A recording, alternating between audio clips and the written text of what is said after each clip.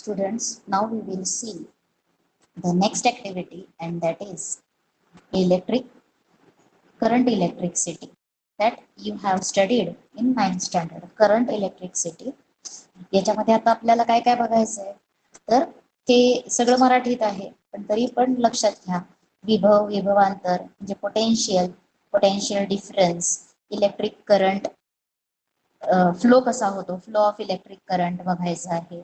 त्याचबरोबर जे काही इलेक्ट्रिकल सर्किट आहे, इलेक्ट्रिकल सर्किट मध्ये जे आपण डिफरंट कंपोनंट्स यूज करतो ते बघायचं आहे. त्याचबरोबर कंडक्टर्स, आणखीन काय असणार आहे, इन्सुलेटर्स, यांच्यामध्ये काय डिफरन्स आहे ते बघणार आहोत.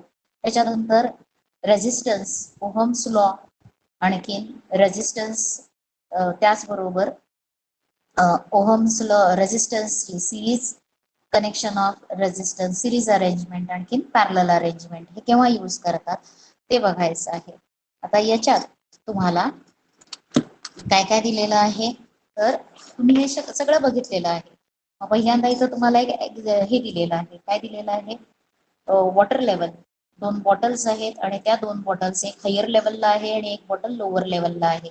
आणि इथला जर क्लॅम्प आपण ओपन केला, चिमटा ओपन केला, तर काय होणार आहे, the water from bottle which is at higher level flows to the bottle which is at lower level, and this flow is till आता हा जो फ्लो आहे तो फ्लो कितीपर्यंत असणार आहे, कधीपर्यंत राहणार आहे, तर जोपर्यंत या दोन बॉटल्सची लेवल सेम होत नाही वॉटरची, तोपर्यंत हा फ्लो चालू राहणार आहे. आणि ज्या वेळेला दोन्ही बॉटल्सची लेवल सेम होते त्यावेळेस फ्लो ऑफ वॉटर हा स्टॉप, हे स्टॉप होणार आहे. म्हणजे दोन्हीही पॉइंट्सला, दोन्ही बॉटल्समध्ये वॉटरची लेवल काय असणार आहे, सेम. आता जरी इथं वरतीपर्यंत पाणी जाणार आहे, इथे खाली येणार आहे पाणी, पण असताना ही बॉटल कुठे आहे, हायर लेवलला आहे. तसंच इथं तुम्हाला एक डायग्राम दाखवलेली आहे आणि ती काय आहे, ए आणि बी दोन कंडक्टर्स आहेत आणि ते दोन स्टँड वरती ठेवलेले आहेत. ए कंडक्टर जो आहे त्याचं पोटेन्शियल जे आहे ते हाय आहे म्हणून त्याला प्लस साईन न दाखवलंय, आणि बी कंडक्टरचं पोटेन्शियल लो आहे म्हणून त्याला कशानं दाखवलंय, मायनस साईन न दाखवलंय. आणि हे दोन्हीही कंडक्टर्स एका कंडक्टिंग वायरनं काय केलेले आहेत, जॉईन केलेले आहेत. हे दोन्ही कंडक्टर्स एका कंडक्टिंग वायर्सनं जॉईन केलेले आहेत. जर असे कंडक्टर्स, आता हे A and B both conductors have different electrical charge level, त्यांची इलेक्ट्रिकल चार्ज लेवल दोघांची काय आहे, वेगवेगळी आहे. ए ची जास्त आहे आणि बी ची कमी आहे, आणि ते दोन्हीही एका कंडक्टिंग वायरनं जॉईन केले असता काय होणार आहे, the charge from A flows to conductor B. A मधून चार्ज हा बी पर्यंत फ्लो होणार आहे, आणि हा फ्लो कंटिन्यू होणार आहे जोपर्यंत दोन्हीकडेही चार्जची लेवल सेम होत नाही तोपर्यंत तो कंटिन्युअस असणार आहे फ्लो. आणि when the level, charge level becomes equal, then the flow of charge stops, त्यावेळेस फ्लो ऑफ चार्ज काय होणार आहे, स्टॉप होणार आहे. हे त्याच्यानंतर तुम्हाला आता इलेक्ट्रिक करंट किंवा पोटेन्शियल डिफरन्स म्हणजे काय, ही पहिली डेफिनेशन तुम्हाला बघायची आहे. आता इथं जर एक काय केलेलं आहे, ए पॉइंट इलेक्ट्रिक सर्किट मध्ये समजा एक जे काही इलेक्ट्रिक फील्ड आहे त्या इलेक्ट्रिक फील्ड मध्ये पॉइंट ए कन्सिडर केला, आणि त्या पॉइंट ए पशी असलेला इलेक्ट्रिक चार्जची लेवल जर जास्त असेल तर आपण त्या पॉइंटला काय कन्सिडर करतो, ए पॉइंट इज पॉझिटिव्हली चार्ज असं म्हणतो. आणि बी हा पॉइंट मॅग्नेट इलेक्ट्रिक फील्ड मध्ये दुसरा एक पॉइंट घेतला आपण बी, आणि त्याचा चार्ज त्या पॉइंट पशी असलेली इलेक्ट्रिक पोटेन्शियलची किंवा इलेक्ट्रिक चार्जची लेवल कमी असेल तर त्याला आपण म्हणतो point B has lower potential and point A has higher potential. आणि त्या दोघांच्या मधल्या पोटेन्शियल डिफरन्सला काय, त्या दोघांच्या ए आणि बी मधल्या समजा एक इलेक्ट्रिक फील्ड, त्याच्यामध्ये पॉइंट ए आणि इथं आहे दुसरा पॉइंट बी. ए पॉइंट पाशी चार्ज जो आहे इलेक्ट्रिक चार्जची लेवल हाय असेल तर it is considered as positive charge, आणि इलेक्ट्रिक पॉइंट बी पाशी इलेक्ट्रिक चार्जची लेवल कमी आहे म्हणून it is considered as negative. मग या दोघांच्या मध्ये जो काही चार्ज लेवल मध्ये डिफरन्स आहे, इलेक्ट्रिक चार्जच्या लेवलच्या डिफरन्सला काय म्हटलंय, पोटेन्शियल डिफरन्स. त्याला काय म्हणायचं आहे? Potential difference. आता पोटेन्शियल डिफरन्स ही काय असणार आहे? तर दोन्हीही ए पाशी असलेलं पोटेन्शियल इलेक्ट्रिक पोटेन्शियल आणि बी पाशी असलेलं इलेक्ट्रिक पोटेन्शियल यांच्यामधल्या डिफरन्सला काय म्हणायचं आहे? Potential difference.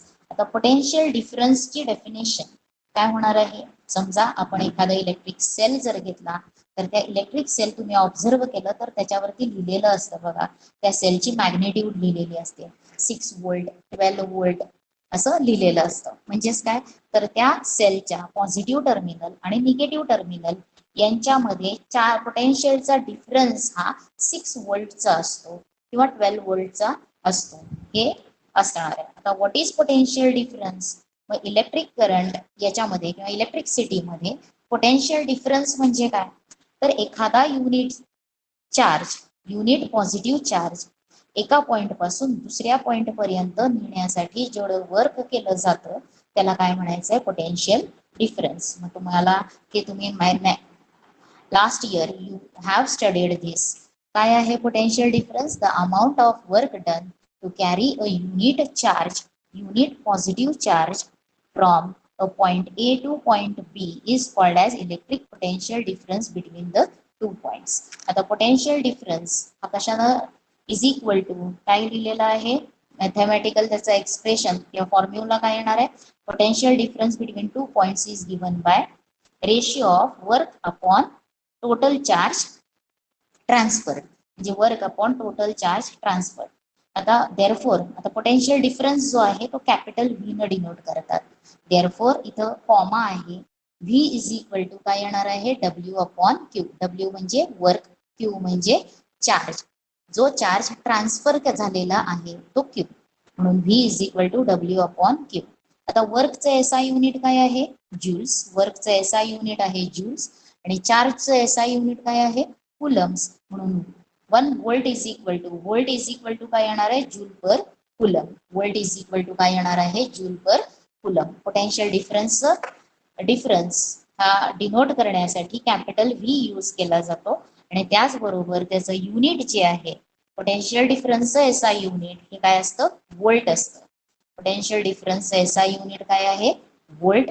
म्हणून 1 volt is equal to 1 joule upon 1 coulomb. हे काय झालं? पोटेन्शियल डिफरन्सचा हा formula. V is equal to W upon Q आणि त्याचं एसआय युनिट काय आहे? Volt. SI unit is volt किंवा coulomb, joule per coulomb is equal to काय असतं? व्होल्ट. आता इथे तुम्हाला काय दाखवलेलं आहे? How electric current flows through a conductor. Conductor मधून इलेक्ट्रिक करंट कसा फ्लो होतो त्याच्यासाठी एक कंडक्टिंग वायर जर आपण कुठली पण घेतली, मग त्या वायर मध्ये काय असणार आहे? त्या मेटलचे ॲटम्स प्रेझेंट असणार आहे. आता इलेक्ट्रिसिटी कंडक्ट करण्यासाठी कोण रिस्पॉन्सिबल असतं?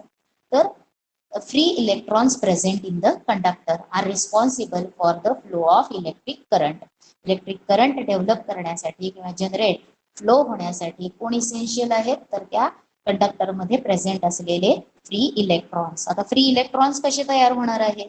तर इथे एक तुम्हाला ॲटम दाखवला. ॲटमचा हा काय आहे? न्यूक्लियस आहे आणि न्यूक्लियसच्या भोवती काय असतात? इलेक्ट्रॉन्स रिव्हॉल्व्ह होत असतात. मग आउटर मोस्ट शेल मध्ये असलेले इलेक्ट्रॉन्स हे न्यूक्लियसशी लूजली बाउंड असतात, loosely attached to the nucleus किंवा वीक फोर्सनं ते अटॅच असतात, म्हणून they can be made free. ते फ्री होऊ शकतात. मग असे फ्री इलेक्ट्रॉन्स ज्या मेटलमध्ये आहेत किंवा ज्याच्यामध्ये फ्री इलेक्ट्रॉन्सची संख्या जास्त तो गुड कंडक्टर असणार आहे. मग हे इलेक्ट्रॉन्स मूव्ह होणार आहेत. फ्री झालेले इलेक्ट्रॉन्स कोणत्याही दिशेने काय असणार आहेत? मोशन मध्ये असणार आहेत. ते रॅन्डम मोशन मध्ये असणार आहेत. आणखीन आता इलेक्ट्रिक करंट फ्लो कसा होतो ते तुम्हाला नंतरच्या भागामध्ये बघायचं आहे. How electric current flows through a conductor. त्याच्या आधी तुम्ही जे काय बघितलं व्होल्ट पोटेन्शियल डिफरन्स बघितलं. पोटेन्शियल डिफरन्सचा एसआय युनिट आहे व्होल्ट. आता पोटेन्शियल डिफरन्सचे लोअर युनिट्स, कमी युनिट्स, स्मॉलर युनिट्स कोणते आहेत? मिली व्होल्ट आणखी microvolt. 1 millivolt is equal to काय असणार आहे? 10⁻³ volt. 1 microvolt is equal to 10⁻6 volt. त्याच्यानंतर त्यांचे ग्रेटर युनिट्स किलो व्होल्ट आणखी mega volt. 1 kilovolt is equal to 10⁻³ volts आणखीन 1 megavolt is equal to 10⁻⁻6 volts. आता free electrons हे मेटल्सच्या जे मेटॅलिक कंडक्टर आहे त्याच्या आउटर मोस्ट शेल मध्ये इलेक्ट्रॉन्स हे न्यूक्लियसशी खूप व्हेरी वीक फोर्सनं बाउंड झालेले असतात आणि ते फ्री होतात.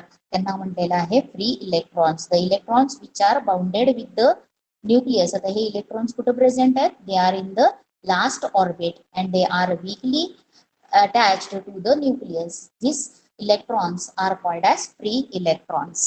आता करंट ज्या वेळेला आता असा जो कंडक्टर आहे इथे तुम्हाला डायग्राम दाखवलेली आहे फ्री इलेक्ट्रॉन्स कंडक्टर मधले ज्या वेळेस त्या कंडक्टरच्या अक्रॉस कोणतंही पोटेन्शियल डिफरन्स नाही जोडलेलं त्यावेळेला ते कोणत्याही मोशन मध्ये मूव्ह होत असतात म्हणजे त्यांची रॅन्डम मोशन असते. मोशन कशी असते त्यांची?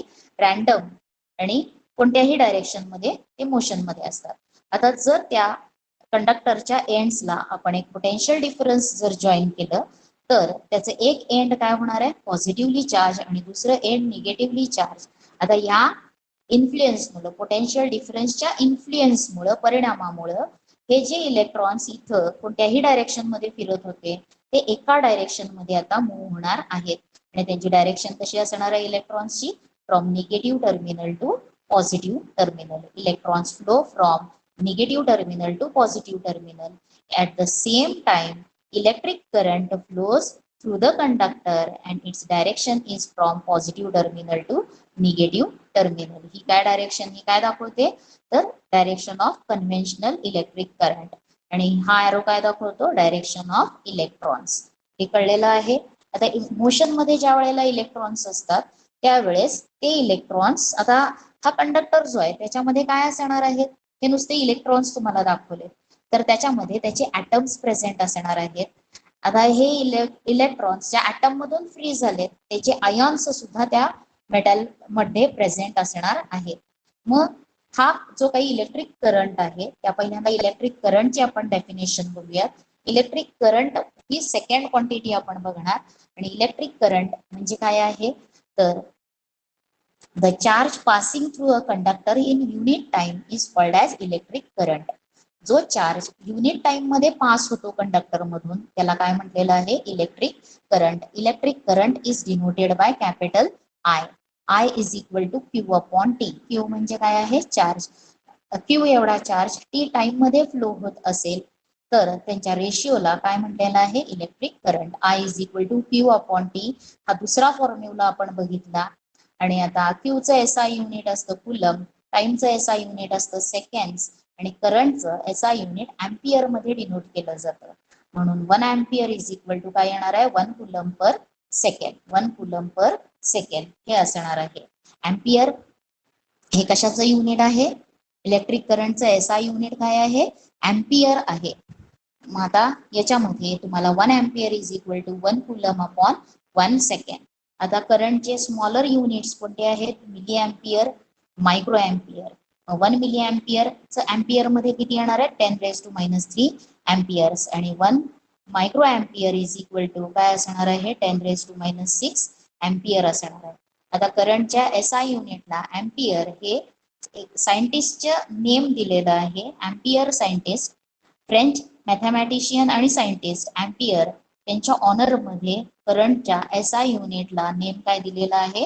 अँपियर. म्हणून coulomb per second is equal to काय असणार आहे? अँपियर येणार आहे. त्याच्यानंतर तुम्हाला दुसरी नंतरची क्वांटिटी आणि ती कोणती क्वांटिटी आहे? रेझिस्टन्स आणि त्याच्यावरूनच तुम्हाला ओहम्स लॉ पण बघायचा आहे. आता ओहम्स लॉ म्हणजे काय? पहिल्यांदा रेझिस्टन्स किंवा ओहम्स लॉ म्हणजे काय तर एखादा कंडक्टर त्याची फिजिकल कंडिशन जर आपण सेम ठेवली, कॉन्स्टंट ठेवली, if the physical state of a conductor remains constant then the current flowing through the conductor is directly proportional to the potential difference between the two ends. म्हणून I is directly proportional to V. हा ही proportionality symbol जर काढला तर I is equal to KV where K is constant of proportionality. मग K ला transfer केलं तर I into 1 upon K is equal to V आणि हा 1 upon K हा जो कॉन्स्टंट आहे तो त्याला कशानं रिप्लेस केलेला आहे? 1 upon K is equal to R and R is resistance of conductor. म्हणून I into R is equal to V काय झालं equation of Ohm's law V is equal to I R. त्याचबरोबर अजूनही आर इज इक्वल टू काय येणार आहे V upon I आणि I is equal to काय येणार आहे व्ही अपॉन आर. हे काय आहेत इक्वेशन्स ऑफ ओहम्स लॉचे equations. I is equal to काय असेल लिहिता येईल व्ही अपॉन आर. हे 3 इक्वेशन्स आहेत. पहिलं आहे V is equal to I R. त्याचबरोबर आर इज इक्वल टू पाहिजे असेल तर व्ही अपॉन आर आय आणि I is equal to V upon R. हे कसले इक्वेशन्स आहेत ओहम्स लॉचे इक्वेशन्स आहेत. फिजिकल कंडिशन्स म्हणजे काय असणार आहे तर फिजिकल कंडिशन्स किंवा फिजिकल स्टेट ऑफ कंडक्टर याच्यामध्ये कशाचं इन्क्लूड होणार आहे length of conductor, area of cross section, material of conductor याचं इन्क्लूड आणि त्याचबरोबर त्या कंडक्टरचं टेम्परेचर. हे सगळं जर कॉन्स्टंट ठेवलं तर त्या कंडक्टर मधून पास होणारा करंट हा डायरेक्टली प्रोपोर्शनल कशाला असणार आहे potential difference across the two ends याच्याशी असणार आहे. म्हणून Ohm's law R is equal to resistance is equal to काय येणार आहे R is equal to V upon I आणि व्ही अपॉन आय रेजिस्टन्सचं एसआय युनिट काय आहे ओहम. रेजिस्टन्सचं एसआय युनिट काय आहे ओहम हे आहे. आता तुम्हाला त्याच्या पुढचं काय बघायचं आहे रेजिस्टिव्हिटी म्हणजे काय काय बघायची पुढची क्वांटिटी रेजिस्टिव्हिटी. आता पहिल्यांदा रेजिस्टन्स आणि रेजिस्टिव्हिटी. रेजिस्टन्स म्हणजे काय इथं आपण मॅथमॅटिकल बघितलं ओहम्स लॉ वरून. आता ऍक्च्युअल रेजिस्टन्स म्हणजे काय रेजिस्टचा अर्थ होतो अपोजिशन विरोध करणं. मग कंडक्टर मधून करंट पास होत असताना करंटला अपोज करणारी जी प्रॉपर्टी आहे कंडक्टरची त्याला म्हटलेलं आहे resistance. The property of a conductor to oppose the flow of electric current is called as resistance of the conductor. Resistance साठी SI युनिट असणार आहे ओहम. आता त्याच्यानंतर पुढची क्वांटिटी कोणती बघायची आहे. आता हा अपोजिशन का होणार आहे तर ज्या वेळेला इलेक्ट्रॉन फ्लो होत असतात त्यावेळेस ते इलेक्ट्रॉन्स त्या मेटॅलिक कंडक्टरच्या ऍटम्स वरती आयन्स वरती कोलाइड होतात अडदळतात आणि म्हणजेच ऍटम्स आणखीन आयन्स हे फ्लो ऑफ इलेक्ट्रॉन्सला अडथळा निर्माण करतात आणि त्याच्यामुळं फ्लो ऑफ करंटला विरोध होतो आणि त्याच प्रॉपर्टीला काय म्हटलेलं आहे रेजिस्टन्स असं म्हटलेलं आहे. आता रेजिस्टन्स जी आहे त्याच्या पुढची क्वांटिटी आपल्याला बघायची आहे रेजिस्टिव्हिटी. आता रेजिस्टन्स ऑफ कंडक्टर हा कशाला प्रपोर्शनल असणार आहे तर resistance of conductor depends upon length of conductor and area of cross section. आता जर समजा ही वायर आहे त्या वायरचा हा जर बघितला हा जो गोल कट केला ह्याला म्हणायचं एरिया ऑफ क्रॉस सेक्शन. मग एरिया ऑफ क्रॉस सेक्शन मोठा असेल तर रेजिस्टिव्ह विरोध हा कमी होणार आहे आणि जर लेंथ जास्त असेल लेंथ आहे कंडक्टरची ती लेंथ जर ग्रेटर असेल तरी सुद्धा विरोध काय होणार आहे जास्त होणार आहे. जर एरिया मोठा असेल तर विरोध काय होणार आहे करंटला कमी होणार आहे. म्हणून हा रेजिस्टन्स इज आता कसा प्रपोर्शनल आहे एरियाला आणि लेंथला ते आपण पुढे बघूया. आता लेंथला resistance is directly proportional to the length of conductor and inversely proportional to area of cross sectional area of conductor. म्हणून आता लेंथ जी रेजिस्टन्स हा कशावरती डिपेंडंट आहे is directly proportional to length of conductor. म्हणजे लेंथ ऑफ कंडक्टर जर कमी असेल तर रेजिस्टन्स कमी असणार आहे. लेंथ ऑफ कंडक्टर जास्त असेल तर रेजिस्टन्स सुद्धा जास्त असणार आहे. आणि दूसरी quantity resistance depends upon area of cross section and how it is depend it is inversely proportional. Means what if area of cross section is greater then resistance is less and if area of cross section is less then resistance is greater. म्हणून हे एकूणात equation लिहिलं R is proportional to L upon A. प्रोपोर्शनॅलिटीची sign काढून एका constant न multiply केलं R is equal to या कॉन्स्टंटला म्हटलेलं आहे रो. या कॉन्स्टंटला काय म्हणायचं आहे रो RHO रो असं म्हणायचं आणि हा त्याचा काय आहे सिम्बॉल. पी काढायचा नाही फक्त काय करायचंय थोडस त्याला वळण द्यायचंय. मग हा आहे रो. मग या कॉन्स्टंट ऑफ प्रोपोर्शनॅलिटीला काय म्हटलेलं आहे रो आणि या रोलाच पुढे काय म्हटलेलं आहे रेजिस्टिव्हिटी. त्या कॉन्स्टंट ऑफ प्रोपोर्शनॅलिटीला काय म्हटलंय रेजिस्टिव्हिटी. आणि म्हणून R is equal to resistivity into काय आहे एल अपॉन ए. आता आपल्याला रेझिस्टिव्हिटी जर काढायचं झालं फॉर्म्युला, तर तो काय येणार आहे, एल आणि ए इकडे ट्रान्सफर होणार आहे. मग ए न आर ला मल्टिप्लाय होणार आहे, म्हणून resistivity is equal to R into A upon L. R into A upon L. आता त्याचं एसआय युनिट जर बघायचं झालं तर रेझिस्टिव्हिटी रेझिस्टन्सचं एसआय युनिट ओहम, ए चं SI unit area of cross section metre square, लेंथचं मीटर, 1 मीटर कॅन्सल होऊन जाईल, म्हणून रेझिस्टिव्हिटीचं युनिट काय येणार आहे, एसआय युनिट ओहम मीटर येणार आहे. आता इथं तुम्हाला काही वायर्सचे रेझिस्टिव्हिटी दिलेली आहे. रेझिस्टिव्हिटी ऑफ सम मटेरियल्स, मग कॉपर आहे, त्याच्यानंतर नायक्रोम आहे आणि डायमंड आहे. मग रेझिस्टिव्हिटी ऑफ कॉपर किती आहे, 1.7 इंटू 10⁻⁻8 ओहम मीटर. नायक्रोम हा अलॉय आहे आणि त्याची रेझिस्टिव्हिटी किती आहे, -1.1 इंटू 10⁻⁻6 ओहम पर मीटर. आणि डायमंड साठी रेझिस्टिव्हिटी ही काय आहे, तर ती -1.62 इंटू 10⁻13 टू काय आहे, प्लस मायनस पासून प्लस पर्यंत 1.62 इंटू 10⁻18 इथपर्यंत असणार आहे ओहम मीटर. मग रेझिस्टिव्हिटी ही काय आहे, एक स्पेसिफिक प्रॉपर्टी आहे मटेरियलची. आणि मटेरियलचं लेंथ, आता समजा आपण कॉपर वायर घेतली, त्याची length, area of cross section वेगवेगळे घेऊन जर रेझिस्टन्स फाइंड केला तर रेझिस्टिव्हिटी त्या कॉपर वायरसाठी काय असणार आहे, सेम. पण मटेरियल चेंज झालं की रेझिस्टिव्हिटी सुद्धा काय होणार आहे, चेंज होणार आहे. म्हणून रेझिस्टिव्हिटी ही काय आहे, specific property of material and different materials have different resistivity. आता त्याच्यानंतर तुम्हाला इलेक्ट्रिक सर्किट इथे दाखवलेलं आहे. इलेक्ट्रिक सर्किट मध्ये रेझिस्टन्स आहे. इथं तुम्हाला काय दाखवलेलं आहे, ॲमीटर, करंट मेजर करण्यासाठी, या रेझिस्टन्स मधून जाणारा करंट मेजर करण्यासाठी ॲमीटर सिरीज मध्ये जोडला जातो.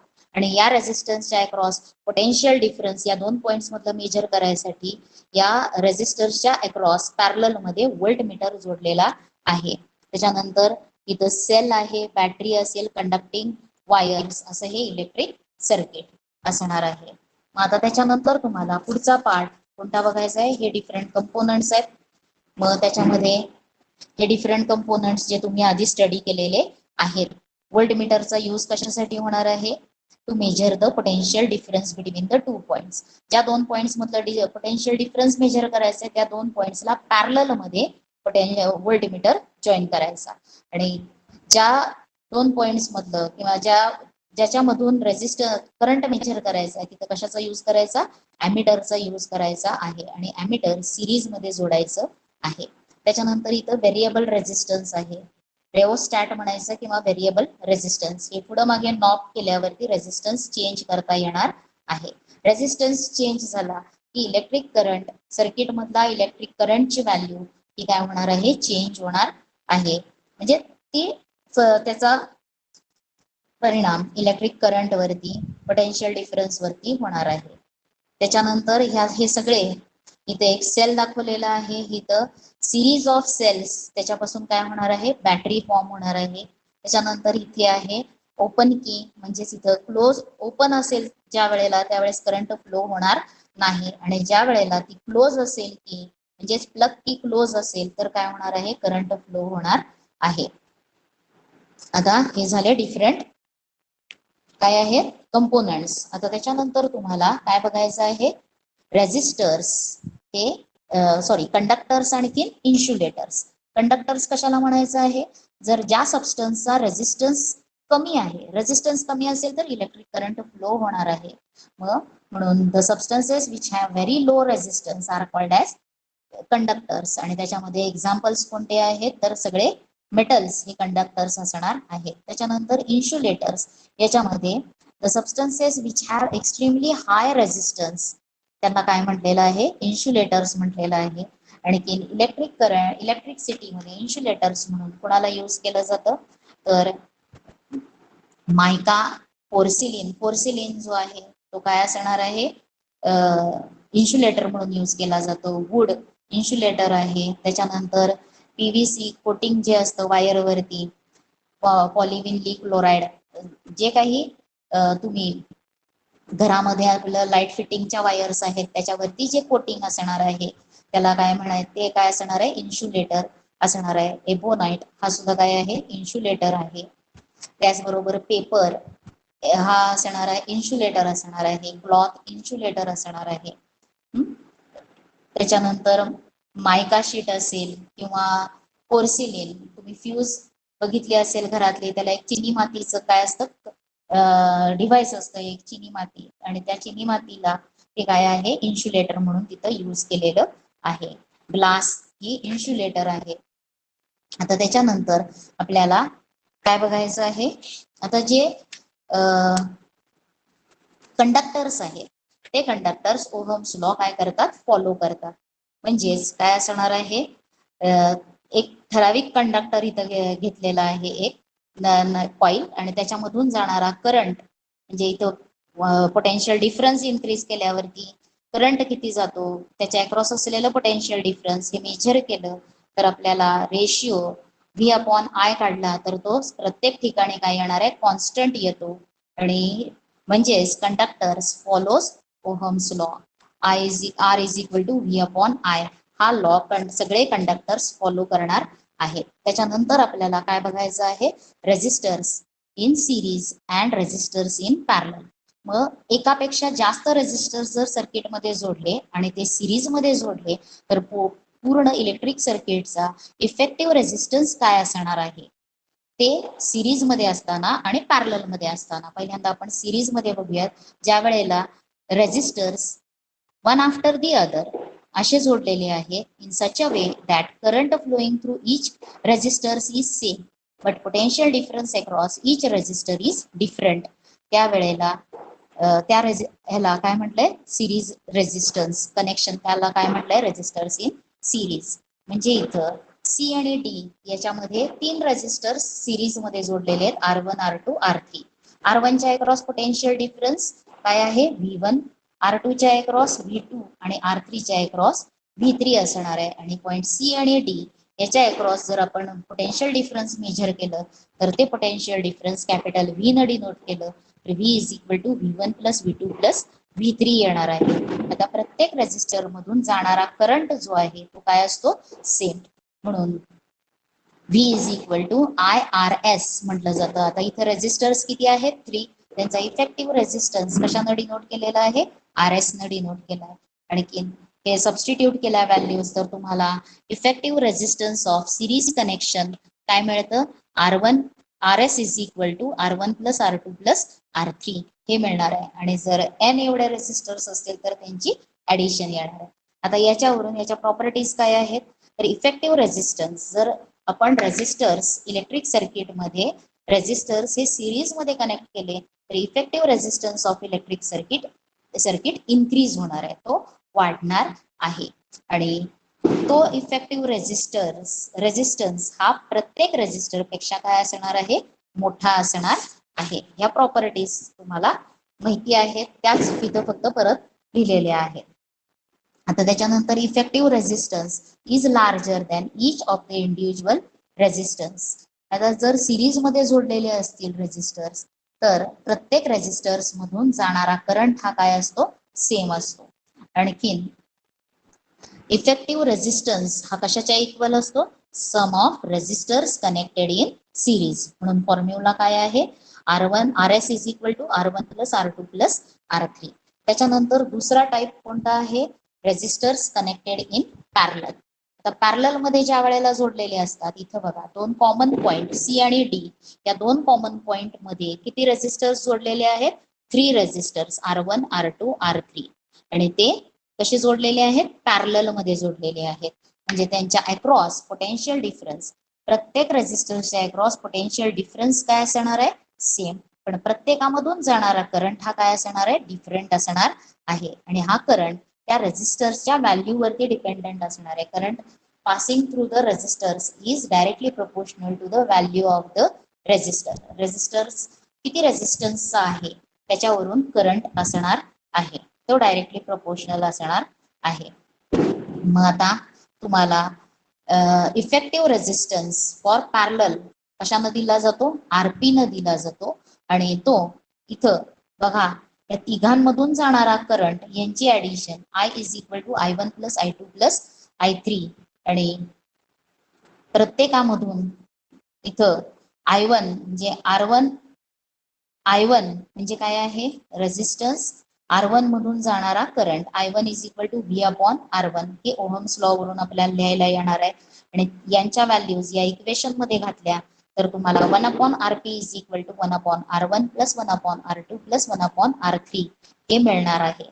म्हणजेच इफेक्टिव्ह रेझिस्टन्स जर पॅरलल मध्ये जर आपण रेझिस्टर्स कनेक्ट केले तर effective resistance of the circuit हा काय होणार आहे कमी होणार आहे, डिक्रीज होणार आहे. आता घरामध्ये जे आपलं कनेक्शन आहे ते कनेक्शन सगळे घरामध्ये जो काही करंट येतो आणि त्या करंटला जे काही व्हॅरियस अप्लायन्सेस आहेत घरामध्ये असलेले बल्ब असेल, फ्रीज असेल, ट्यूब असेल, हे सगळे कसे जोडलेले असतात तर पॅरलल मध्ये जोडलेले असतात. आता तुम्हाला इथं हा जो टॉपिक आहे याच्यामध्ये तुम्हाला काय काय बघितलं तर तुम्ही पोटेन्शियल डिफरन्स बघितलं, त्याचे युनिट्स, त्याच्यानंतर तुम्ही इलेक्ट्रिक करंट बघितलेला आहे, इथे एक चार्ट दिलाय तुम्हाला पोटेन्शियल डिफरन्स, इलेक्ट्रिक करंट, त्याच्यानंतर काय आहे रेझिस्टन्स, आणखीन इथं आहे रेझिस्टिव्हिटी, हे त्यांचे फॉर्म्युलेज हे आपण बघितलेलं आहे. त्याच्यानंतर कंडक्टर्स आणखीन इन्सुलेटर्स यांच्यामधला डिफरन्स काय आहे, इथं ओहम्स लॉ दिलेला आहे. त्याच्यानंतर इथं तुम्हाला रेझिस्टर्स इन सिरीज आणि रेझिस्टर्स इन पॅरलल ते दिलंय आणि हा एक्सरसाइज मी नंतर तुम्हाला सगळा कन्वर्ट करून देते.